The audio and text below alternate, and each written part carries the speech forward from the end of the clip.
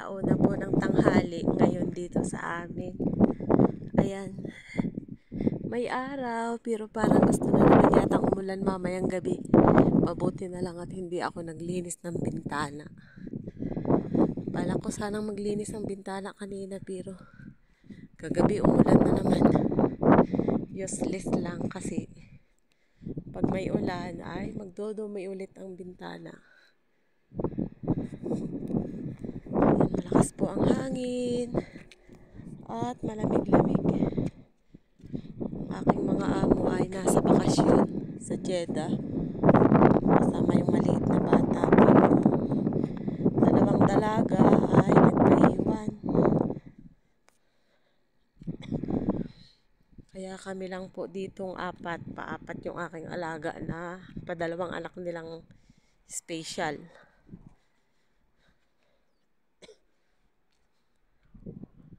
Dito po ako sa taas, sa rooftop. Nag-ikot-ikot. At nakakaburyong na po sa loob.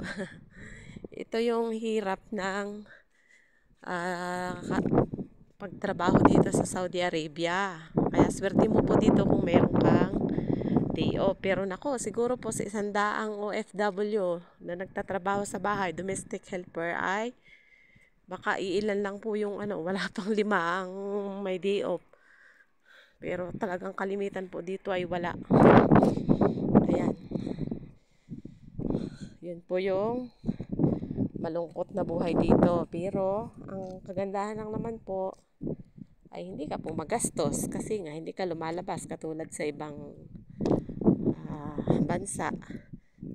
Weekly kang lalabas. Imposible namang hindi ka gagastos kung ikaw ay nasa day off mo.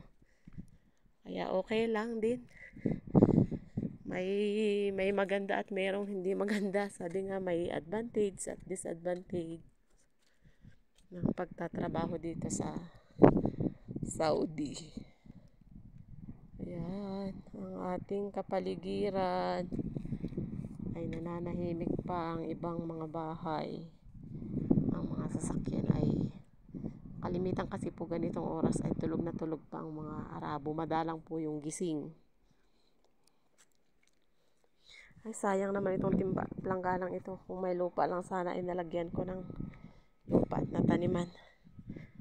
Yan o. 1, 2, 3, 4, 5. 5 po ang tangke namin ng tubig. Yung iba naman din ay papunta dun sa baba. Kasi yung baba po namin ay paupahan ng aking mga amo. Bali, ilang pamilya ang nakatira dyan. 2, 4, 6, 7 yata o 8. Ito yung yan. Pasingawan ng building. Ganito lang tayo. Pag tayo ay naburyong sa loob ng bahay, tayo ay umakyat o sumilip sa bintana para makakita naman tayo ng labas.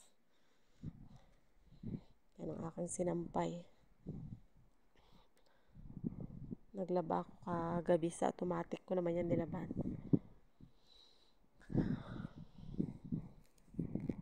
Sarap ng hangin kasi kahit mainit ay malamig.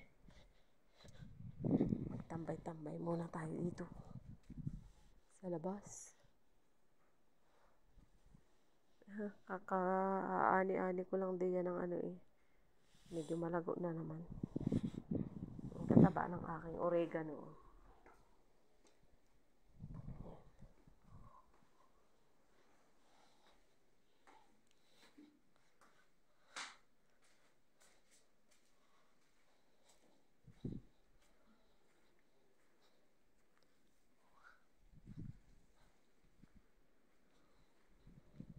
Yan po, ang aking ampalaya. Ako'y natutuwa. Kasi may mga buko na siya. Sana naman ay matuloy. Katulad niyan, buko niya. Marami na rin yan mga ganyan, maliliit. Sana matuloy sila at meron akong maluto. Sarap naman po ng ampalaya.